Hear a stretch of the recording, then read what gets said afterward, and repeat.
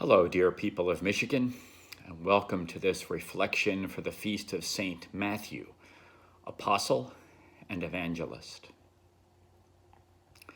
Today we are remembering and celebrating the call of Matthew by Jesus.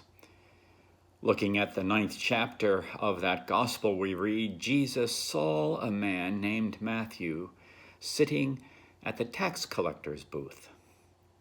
Perhaps the most startling words in the entire account are those that indicate Jesus saw him.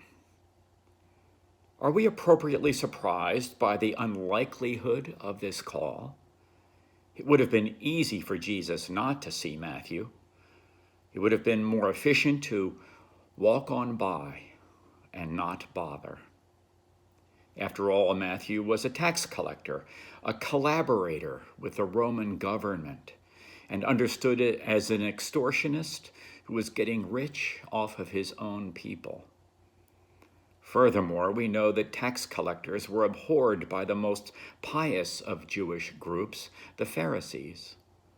Yet Jesus did see Matthew and dared to call him into his circle of disciples in order that Matthew might follow.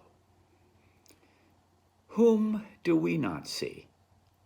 For whom would it be easy to walk on by, not recognize or acknowledge? Whom do we choose not to value? Often when disasters strike, such as in pandemics, hurricanes, or even in our difficult national conversations regarding displacement and immigration, it is precisely those who are the unseen that are suddenly exposed. This is especially true of the poor and other vulnerable populations. It is my hope that in our faith communities, we are working very hard to see as clearly as Jesus sees and draw into his circle of care those to whom we need to respond in word and in action. Again, as Matthew 9 reminds us, quoting Hosea, I desire mercy, not sacrifice. The law of love takes precedence even over our desire for personal freedom.